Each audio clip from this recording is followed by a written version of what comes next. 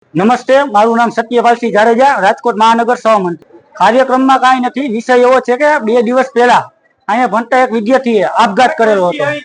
આપઘાત કર્યો હતો. તે દરમિયાન હોસ્પિટલે અમે ગયા હતા, તો હોસ્પિટલે તેનું મૃત્યુ પામ્યું હતું. બરાબર. ત્યારબાદ આજે અમે અહીંયાના કોઈ પણ સંચાલક જે પ્રિન્સિપલ છે, ટ્રસ્ટી છે, તેને આવેદનપત્ર દેવા આવ્યા હતા. પણ અહીંયા કોલેજમાં કોઈ પ્રિન્સિપલ, ટ્રસ્ટી કે કોઈ શિક્ષક હાજર નથી. જે અહીંયા ક્લાસ ચાલુ હતા તે બાળકોને ક્લાસમાં મૂકીને બીજા શિક્ષકો જે હતા તે પણ ચાલ્યા ગયા હતા. અને બાળકે આપઘાત કર્યો તેનું કારણ એવું હતું કે તેના પરિવારજનો પાસે જાણવા મળ્યું કે થોડા સમયથી તે વિદ્યાર્થીને વારંવાર અહીંયાના સંચાલકો દ્વારા લાંચ લેવા માંગણી કરતા હતા કે તું મને આટલા રૂપિયા આપ તો તારી કેટલી સોલ્વ કરી દઉં, તને પરીક્ષામાં પાસ કરી દઉં. તે દરમિયાન વિદ્યાર્થીએ 7 થી 8 હજાર રૂપિયા એકવાર આપેલા પણ હતા.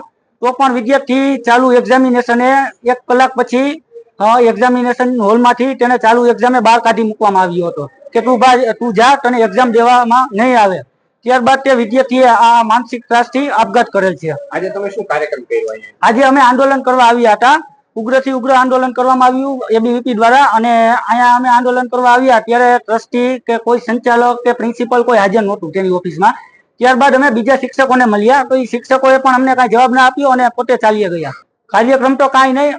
અમે તારાબંધી કરી, અમે ક્લાસ ખાલી કરાવ્યા, વિદ્યાર્થીને બહાર કઢાવ્યા. વિદ્યાર્થીઓ પણ અમારી સાથે છે.